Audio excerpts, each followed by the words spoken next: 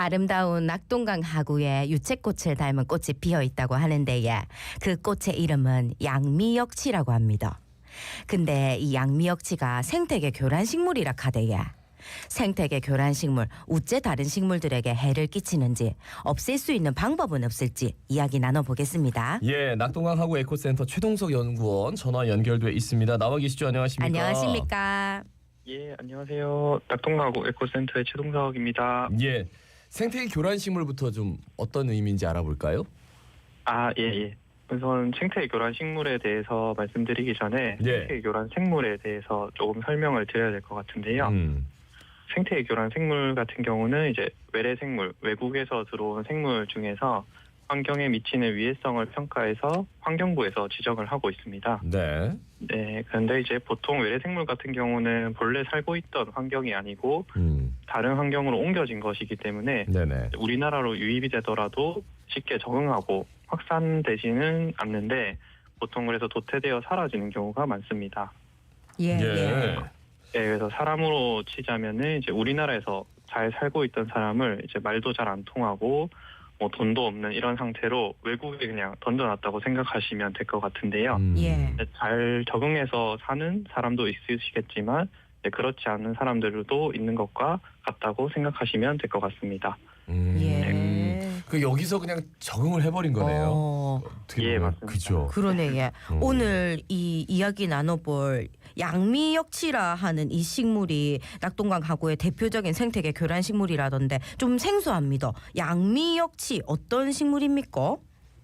예. 양미역치에 대해서 조금 설명을 드리자고 하면은 예. 우리나라 산이나 들에서 볼 수 있는 원래 우리나라에 있는 미역치라는 식물이 있어요. 예. 요 식물하고 잎이나 뭐 꽃이나 이런 형태들이 되게 비슷한데 요게 이제 외국에서 들어온 미역치를 닮은 식물이라고 해가지고 양미역치라고 이렇게 이름이 붙여져 있는 거거든요. 예. 그래서 요 양미역치 같은 경우는 이제 북미 아메리카, 북아메리카 지방에서 들어온 식물이고 이제 말씀해주신 것처럼 9월에서 10월쯤에 이제 노란색 꽃이 이쁘게 피거든요. 네네. 예. 보니까 이쁘기는 진짜 이쁘더라고 예. 그렇죠. 네네. 그리고요. 예. 그리고 이제 얘 같은 경우는 이제 국화과 식물로 이제 키 같은 경우는 한 사람 키를 넘어서 2.5m 정도까지 자라게 되고, 예. 그렇죠. 예. 그 잎에는 이제 톱니와 같은 거치라고 하는 것들이 있는데, 예. 그리고 추가로 이제 번식하는 방법을 보면은 종자로 씨앗으로 이제 번식을 하는 경우도 있고, 땅속 줄기를 이용해서 번식을 하는 경우도 있습니다. 예. 그러니까 미역치가 있는데 서양에서 들어와서 양미역치. 예. 그런데 맞습니다. 되게 많이 크고. 예. 근데 양미역치가 어떻게 낙동강하고 생태계를 교란시키는 겁니까? 예, 양미역치 이제 교란시키는 방법을 먼저 보자면은 좀 주요 키워드라고 할 수 있는 것들이 아까 앞에 말씀드렸던 땅속 줄기 번식하고 그다음에 타감 작용이라고 할 수가 있는데요. 네, 양미역치 같은 경우는 이제 종자로도 번식을 하지만 땅속 줄기로도 번식을 하고 있어서 예. 이제 식물이 양미역치가 한 지역에 들어오게 되면은 지하에 넓은 이제 뿌리 줄기를 형성하게 되고 그 뿌리 줄기에서 이제 다른 생물들이 쉽게 자라지 못하게 하는 화학 물질들을 생성을 하게 되는데요. 이런 물질들을 이제 타감 물질이라고 합니다. 그래서 이렇게 물질이 만들어지고 작용을 하는 것들을 타감 작용이라고 합니다. 그러니까 줄기를 막 뻗어가지고 다른 식물이 자라는데 당연히 줄기가 막 뻗쳐나가면은 다른 식물 자라는데 좀 쉽지 않겠네요, 그죠? 맞습니다. 막 같이 감고 올라가면. 예. 아니 그러면은 올해 양미역치로 인한 피해는 어느 정도였습니까? 예, 양미역치에 대한 피해 정도로 이제 정확하게 뭐 수치로 이제 산출하거나 계산할 수 있으면 참 좋은데 이게 뭐 아시다시피 자연이나 생태계가 주는 뭔가 혜택이라든지 이로운 점, 그다음에 피해 정도 같은 것들을 수치하는 것들은 되게 좀 복잡하고 어려운 과정이기도 합니다. 그래서 뭐 혜택 같은 경우는 저희가 뭐 생태계 서비스라는 개념을 통해서 생태계 가치를 또 평가하기도 하는데 조금 사회 경제적인 측면에서 이제 부산시에서 이제 낙동강하구 생태공원을 관리하는 비용이 어느 정도로 드는지를 좀 보는 것들이 뭐 양미역치로 인한 피해의 한 부분이 될 수도 있을 것 같은데요. 예, 이제 2023년 작년 기준으로 지금 보니까 국비와 시비를 합쳐가지고 약 한 5억 2천만 원을 예산에 들여가지고 요 생태 교란 생물들을 관리를 하고 있더라고요. 예. 그래서 이런 것들이 이제 생태 교란 생물 잘 관리돼서 생태 공원에서 아예 없어지게 된다면은 더 이상 예산 투입을 하지 않는다면은 이런 예산들을 다른 분야에 조금 활용해서 조금 더 좋은 시민들이 잘 찾아올 수 있는 생태 공원으로 만들 수 있을 것 같습니다. 야, 이 생태 교란 식물 요 바꾸는 거, 예. 생물들을 제거할 수 있는 그 예산이 5억 2천만 원씩 매년 들어간다. 예, 많이 들어가네요. 많이 들어가네요. 그러면은 이 양미역치는 어떻게 제거합니까? 제거할 수 방법이 없는 거예요? 아닙니다. 제거할 수 있는 방법들은 다양한 것들이 있는데 예.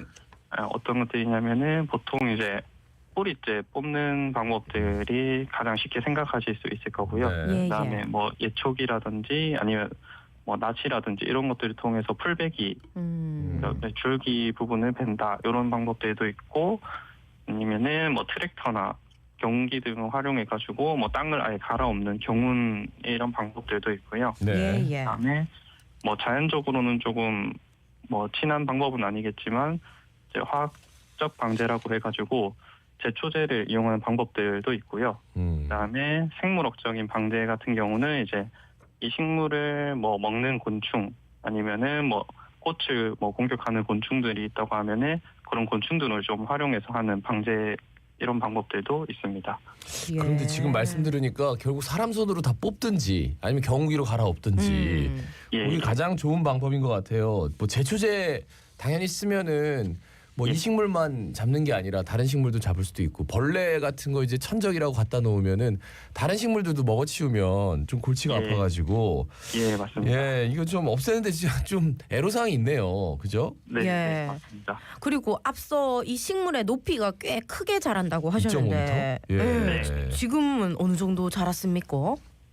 지금 이제 한창 자라고 있을 시기라 가지고 제가 뭐 생태공원 둘러보다 보니까 네. 한 50에서 80cm 그러니까 뭐 사람 성인 남성 기준으로 했을 때는 허리 아래에서 한 무릎 약간 위쪽 정도까지 자라 있다고 생각하시면 될 것 같고요. 네. 아까 앞에 설명드린 대로 이제 꽃은 9월, 10월에 피다 보니까 지금은 이제 줄기랑 잎 정도를 조금 관찰을 하실 수가 있습니다.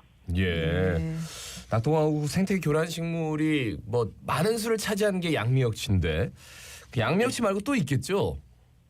예, 맞습니다. 예. 제가 앞에 조금 설명을 좀 더 드렸어야 되는데 예. 생태 교란 식물 같은 경우는 이제 총 17종이 지정이 되어 있습니다. 17종. 예. 네, 지정이 되어 있는데 이제 낙동강하고 생태공원에서 제가 조사하면서 확인한 종들은 총 12종이었고요. 12종. 네, 그 중에 이제 양미역치가 포함이 되어 있는 것이고 뭐 추가적으로 조금 더 봐야 될 식물들은 뭐 돼지풀, 단풍잎 돼지풀 뭐 이런 종류들이 있는데 이런 식물들은 이제 꽃가루로 인해서 사람들한테 조금 알레르기라든지 그런 피해들을 좀 주고 있고요.